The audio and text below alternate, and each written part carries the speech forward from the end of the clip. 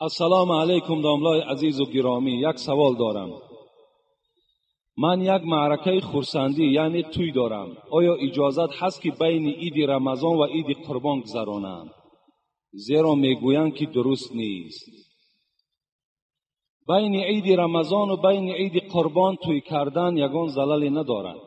جایز است. یگان جای نقصش هم نیست. اگرچه میگویند این برادر، من فکر میکنم این از همان زنها هست که امروز چی فتواهای نادرستی در بین مردها پاش میکنند، لیکن خداوند مرد را با عقل گفته است. عقل مرد را از عقل زن بالا گفته است. همان مردها الحمدلله امروز شما داملا دارین، امروز شما دانشمندها دارین. از زن دپرسیدن، از مادر دپرسیدن، از یک زن همسایه دپرسیدن، از یک داملا پرسین.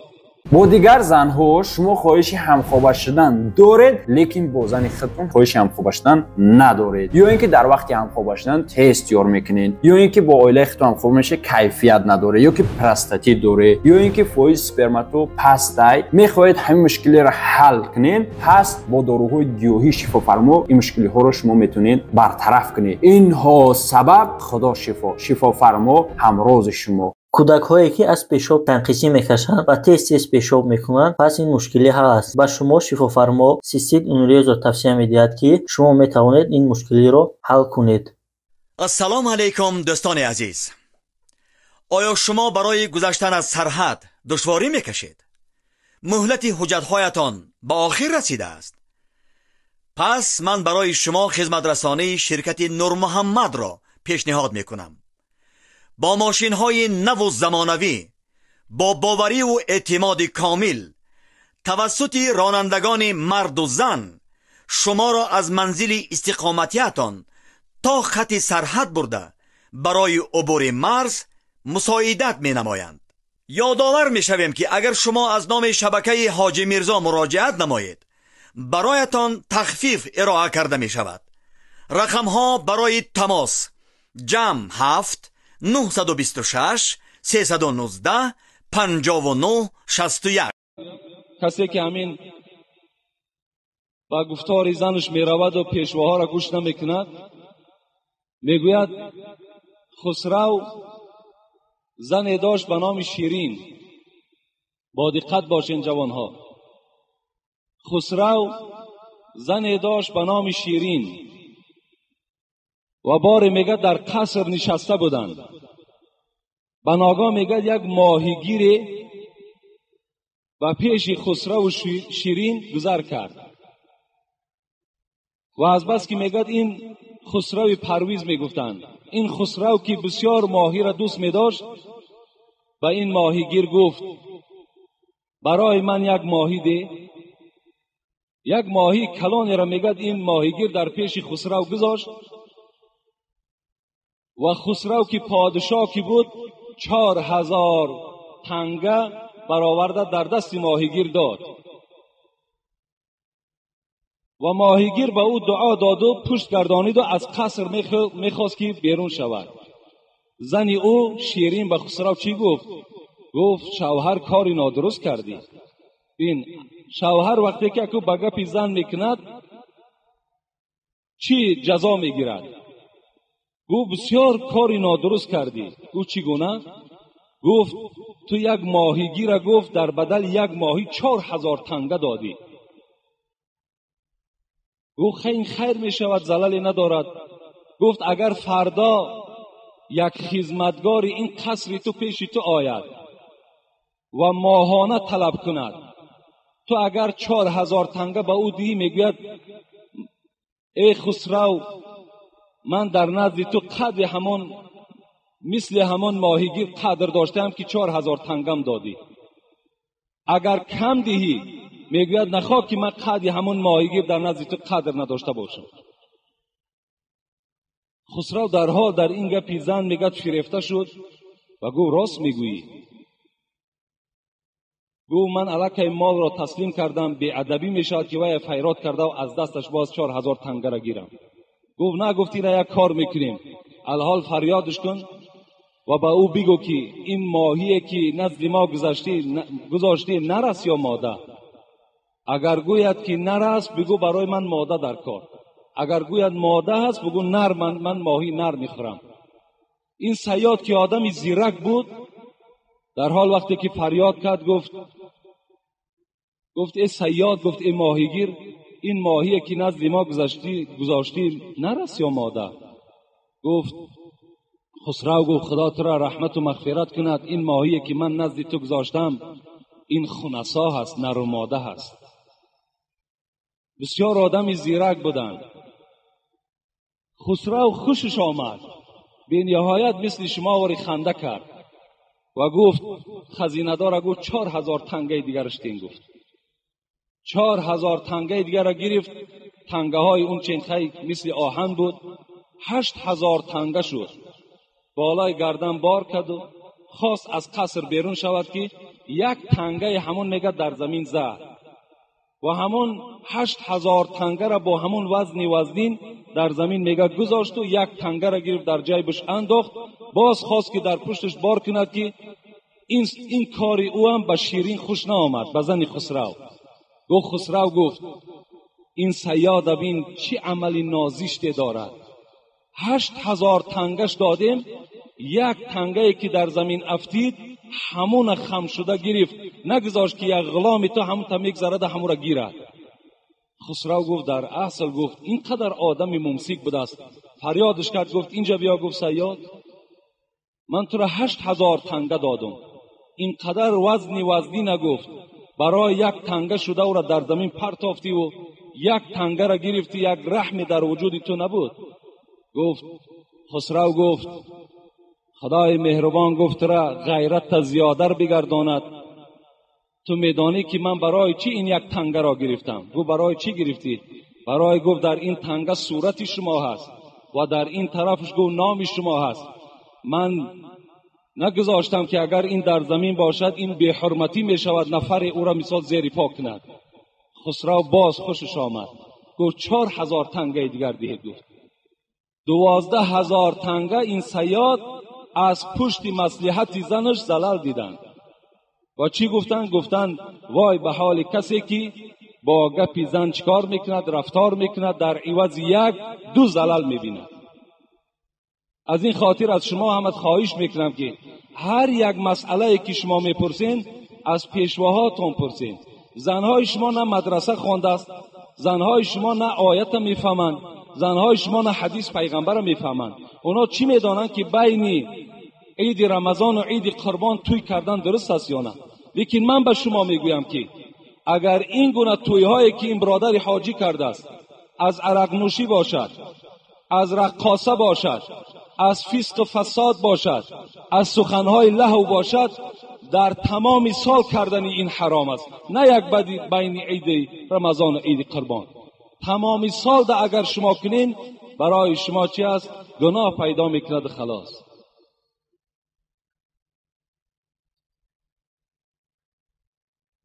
السلام علیکم داملای محترم، یک سوال دارم. آیا در توی آیت خواندن درست است یا نه؟ یا ختم قرآن کنم؟ زیرا میگویند که در خرسندی آیت خوانی مصیبت میارد. آفرین.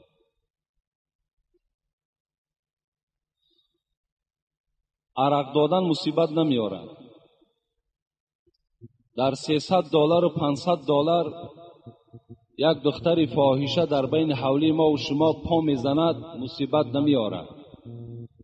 $1000 $2000 در یک سراینده از کیم کدام مکان گرفته میاریم مصیبت نمیارد.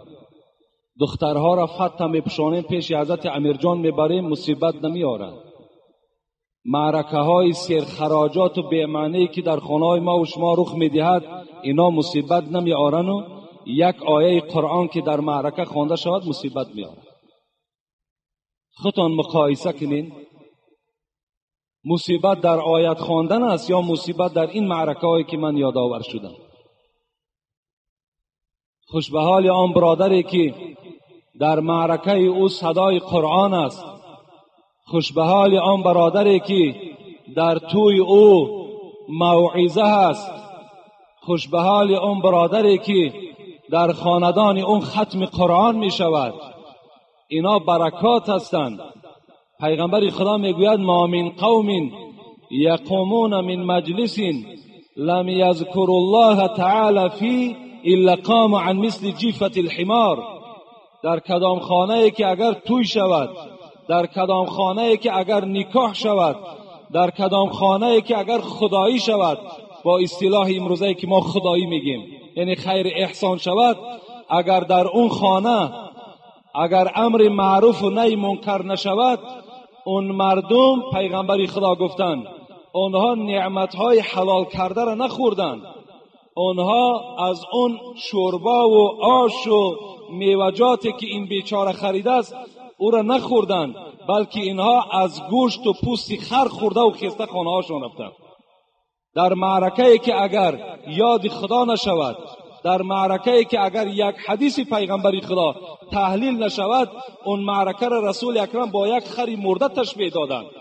و او انسانی که $1000 و $2000 ده این نعمتها را برای مردم خریده است و گویا که این پول در یک راهی فسق و فساد حواله کرده است و در نزد خدا اجر ثواب نمیگیرد. این حدیث پیغمبر است، این یگان حدیث من نیست. و شما یقین دانید خدا سوره الحاق داره، ما و شما پاره 30 شاید اکثر شما دانید ثم لتسألن یومئذ عن النعیم. البته به البته اینجا نون ثقیله میگوید، نون تأکیدی است. ثم لتسألن، البته به البته خداوند در روز قیامت شما را از این نعمت ها میپرسد. عن النعیم، از این نعمت هایی که میخورین خداوند شما را میپرسد. ابن عباس خدا رحمت و مغفرتش کند، شاه مفسران، در تفسیر ابن کثیر میگوید که از کدام نعمت ها میپرسد خداوند. از ابن عباس پرسیدند کدام نعمت هاست؟ حضرت عباس چی گفتند؟ از گوش، از چشم، از دهان، از دستها. اینا نعمتی هستند که خدا بر ما داد و از اینها در روز قیامت خداوند میپرسد که اینها را ما در کدام راه صرف کردیم. حضرت سعدی چی میگوید؟ چشم از برای دیدن آیات قدرت است. بیایید یک نظر کنیم کنی همین نعمتهای خدا داده است، این چشم برای تماشا کردن همون فسق و فساد است یا برای یگان چیز دیگر است؟ بیاین سعدی را گوش کنین. چشم از برای دیدن آیات قدرت است. آیات گفتن نشانه ها. شما میگید با این چشم این آسمانی بیکنار تماشا کنین، شما با این چشم این آسمانی بی ستون تماشا کنین، شما با این چشم این ستاره هایی که از زمین دیده کلان هستند و یکدیگر قطع حرکت دارن با یکدیگر نمیرسن، این قدرت ها را مشاهده کنین. با این چشم شما این بحرها را نظر کنین که این قدر حیوان ها در داخل او رزق روزی یافته خورده ایستادند، اینها را شما نظر کنین. این چشم برای او هست. میگوید این چشم برای او است که شما قدم زنان مسجد بیایید. چشم از برای دیدن آیات قدرت است. گوش از پی شنیدن اخبار حکمت است. این گوش ها میگه باید که حکمت شنوند، اینها باید آیت قرآن شنوند، اینها باید موعظه را شنوند، اینها باید که پند و نصیحت شنوند. در آخر چی گفت سعدی؟ بین چی یک سخت برای کسانی که این گوش و این چشم، این گوش و این چشم اگر در راه خودش صرف نشود، چی میگوید؟ هرگر که حق نبیند و حق نشنود کسی، آن چشمی که حقیقت نمیبیند، آن گوشی که حقیقت را نمیشنود، هرگر که حق نبیند و حق نشنود کسی، کور و کر است بلکه از آنم فروتر است. وای کور است، وای کر است، بلکه از اونم دیده پستر است. خدا در قرآن میگه، سوره اعراف است والله اعلم یا انفال است، اولئک کالانعام بل هم اضلوا اولئک هم الغافلون. این کسانی که این اعضاها را در راه نادرست صرف میکنن، اینها اولئک کالانعام، انعام گفته چارپا را میگن، اینا گو مثل چارپایان هستند. بل هم اضلوا، اینا از چارپایها هم دیده پستر هستند. اولئک هم الغافلون، این کسانی که این اعضاها را در راه نادرست صرف میکنن، اینا از حیوان هم دیده پستر و در غفلت هستند. خدا میگوید البته در تویخانه آیت خواندن مصیبت نمی آورد، بلکه این کارهای ناروا و نادرست و این معرکه های سیر خراجات و سیر اسراف شما برای شما مصیبت می آورد. یک مصیبت شمین است که شما را قرضدار میکند، دیگر مصیبت شمین است که فرزندهای شما را در بدر کرده است، بیچاره در ملک‌های غریبی کار کرده ایستاده.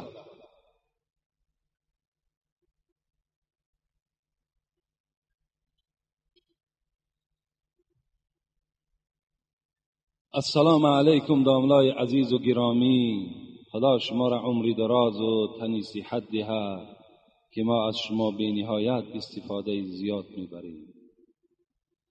درباره ثواب صلوات چی ثوابی دارد؟ من هر روز 100 بار صلوات میگویم. التماس برای من چیزی خبر دهید.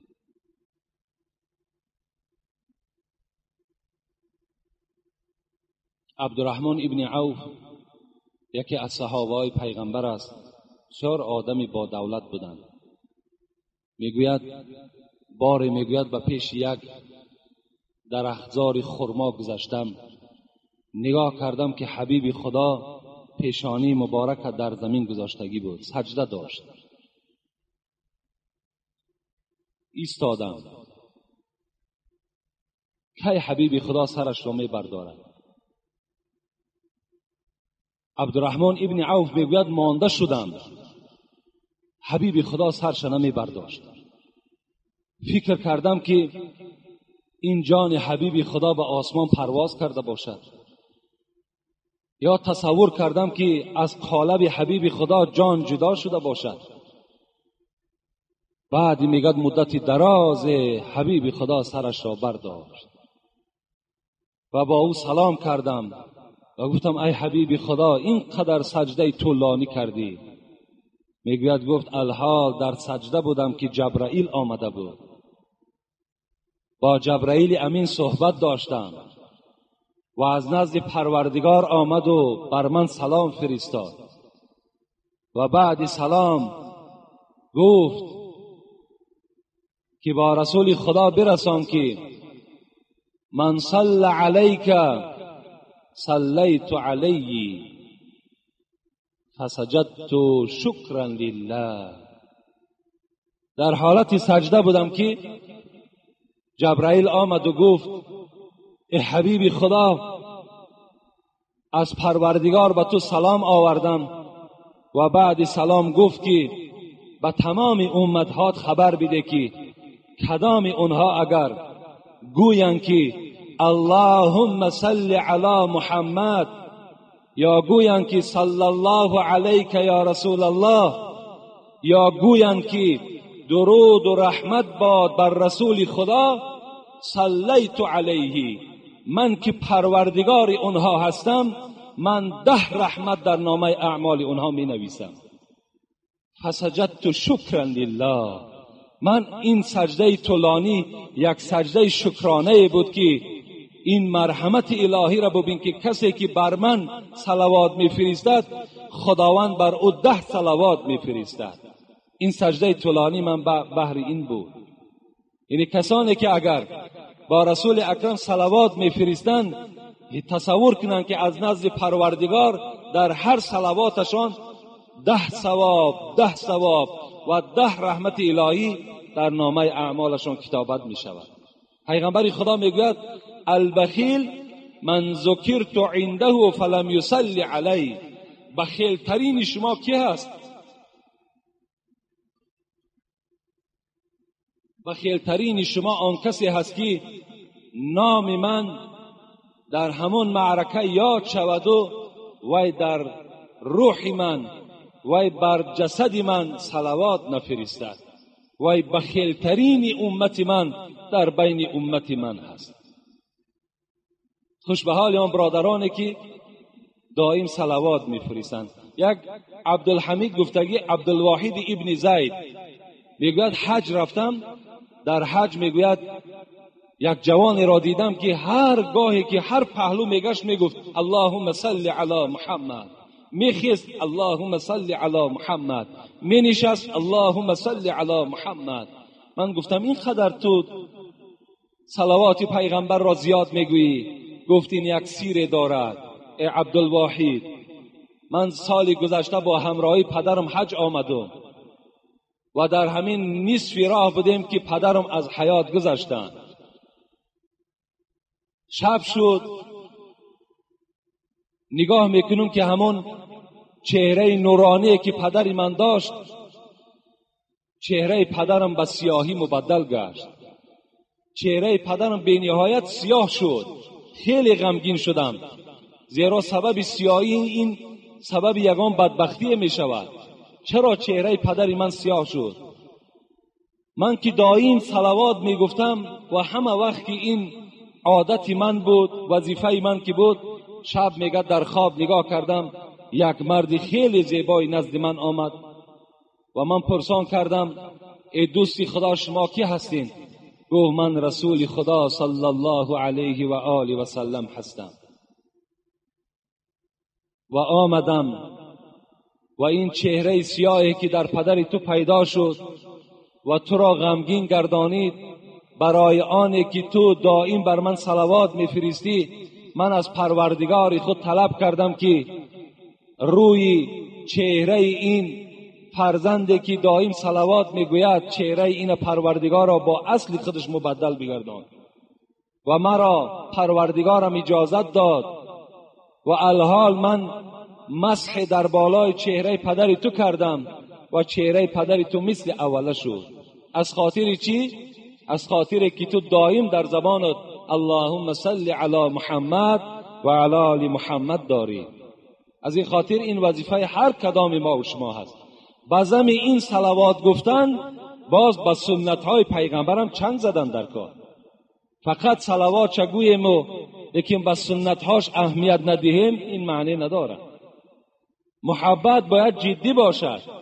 از روی محبت میگوی. حضرت امام ازهری را پرسیدند ما معنی محبت العبد لله و للرسول؟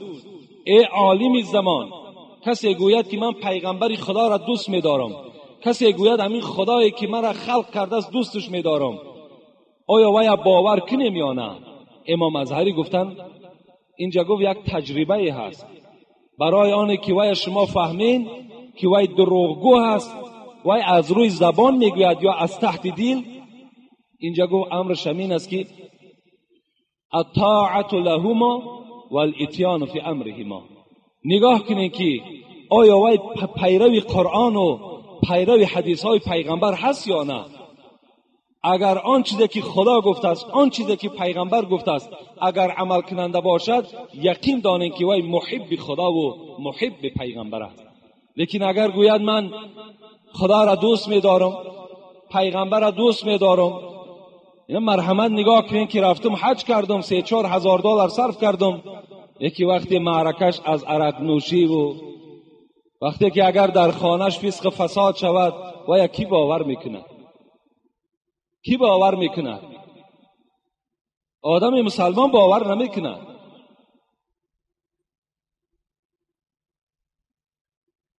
و آخر دعوانا ان الحمد لله رب العالمین. انشاءالله ما با شما باز مگرم سوال جواب کنیم، زیرا به نهایت سوالهای زیاد است و سوالهای هستن باور کن از موضوعهای جمعه را دیدن مهم هستند. اگرچه موضوعهای ما در پیش هستند، انشاءالله با شما باشیم، زنده و سلامت باشیم. فقط شما دعا کنین که خداوند عمر ما را دراز گرداند و تن صحت بر ما نصیب گرداند. انشاءالله هر یک خواسته که از شما باشد و هر یک موعظه‌ای که یعنی قوت ما در او میرسیدگی باشد، ما به سمع شما انشاءالله حقیقت چه میرسانم. لیکن این سوالهایی که الحال در خاندان دارم با کمش یک 50 سوال دیگر در خانه است. همه اونها جواب میگوید. لیکن بعضی سوالها را من جواب نمیگویم. کسی که فهمد که سوالش جواب نشد وای بر من مراجعت کند، زیرا وای بین این مجلس نیست. سوالای هستند که معنی ندارند، سوالای هستند که یک سوالی نمی یک کوچگی هستند. مثال همین پیاز با پات به شتاب زنید چیکار میکنه؟ یا که مثال دیگر یک مسئله هایی که هیچ حاجت نیست اونها را جواب گفتن. ما همون مسئله های جدی و اساسیش جواب میگوییم.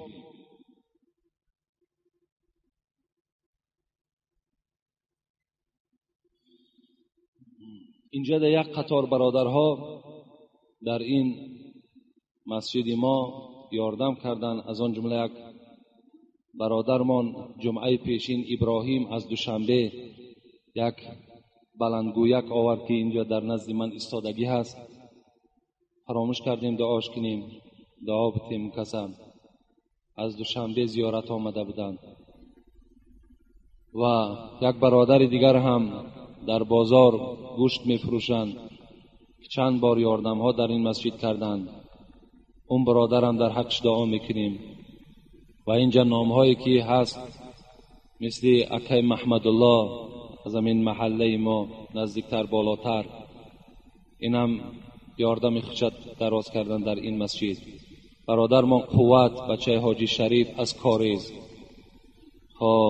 و این صندوق خیریه‌ای که داریم اینم الحمدلله که از اینم خیلی کمک‌های زیاد علاوه در دادن معاش این مسجد، در این تعمیر مسجد صرف شده ایستادند. یعنی کسانی که مبلغ‌های زیاد نمیتونن داده، میتونن که با هم مبلغ‌های کمی که دارن در همون صندوق خیریه انشاءالله هر کس موافق همون قوتش در نزد پروردگار ثواب میگیرد. اگر همون آدم‌هایی که دست نارسن لیکن نیت‌های نیک دارن، میگوید اگر من مثل فلانی اگر دولت داشته باشم، من این مسجد مثال خودم بسیاری بچه‌های هستند باور کنم به خدا قسم میخورد که اگر من دولت داشته باشم همگیش در راه خدا صرف میکنم. لیکن چیکار کنم که دولت ندارم؟ انشاءالله وای به نیتش، به همون نیت نیکی که دارد، به همون نیت نیکش موفق میشود. شما اگرچه بعضی پولم که نداشته باشین فقط دعا کنین در هر نمازتان که خداوند همین عمارت‌های مسجد کسی مانع نشود. برای دشمن‌های مسجد هم زیاد هستند، ناخواهان مسجد هم زیاد هستند. کاری کن دعا کن که خدا دل اونها را نرم کنه. یک نفر میگه در عراق میگذشت، مردم عراق بسیار بیچاره کم بغل بودند. گذشت میگه دید حال مردم که بی نهایت خراب است، مردم حتی یک تیکه نان نمیابند که خورند. و این مرد چی گفت؟ گفت اگر پروردگارا این کوهی بلنده که در پیش من است اگر همین به گندم مبدل کنی، قسم به عظمتت که همین در مردم عراق تسلیم میکنم. میگه یک ندای از آسمان آمد که ای فلانی، در نامه اعمال تو صدقه کردن مثل این کوه گندم نویسانده شد، زیرا نیتی تو نیتی نیک بود. اون برادرانی که البته ندارن قوت لیکن نیتشون خیر است، انشاءالله برابر همون کسانی که سوم میدهند مسجدها تعمیر میکنن ثواب میگیرن از روی نیت نیکشون. فقط بدخواه نباشین، فقط نگوین که این قدر مسجد زیاد شد. مسجد بسیار چی در کار؟ مسجد بسیار در کار است. مسجد جای تعلیم است، مسجد جای یک تربیه است. در مسجد الحال شما آمده اشتراک کردین، چی زلال دیدین؟ یگانه جایی هست که دلهای شما نرم می شود، دلهای شما آرام می گیرد. یک هفته اینه همون تمامی وزنینی ها و ماندگی های شما همه گم می شود. رسول اکرم می گوید لکل شیء ثقالة و ثقالة القلوب ذکر الله عز و جل. هر یک دل زنگ می زند، لیکن برای هر یک آلت های دنیایی هم زنگ می زند، مثل آهن زنگ می زند. لیکن یک پاره نجدک هم می گیرن همون زنگ می شکن تازه می کنن. رسول اکرم گفت دلها هم زنگ می زند، لیکن دلهای زنگ زده را چی تازه می کند؟ ذکر الله عز و جل. فقط پند موعظه، فقط یاد خدا، فقط خواندن قرآن زنگ دل دور می کند. یگانه مسجد جایی هست که در دوام 1 ساعت زنگهای دل شما را همش میخورد، نابود میکنند.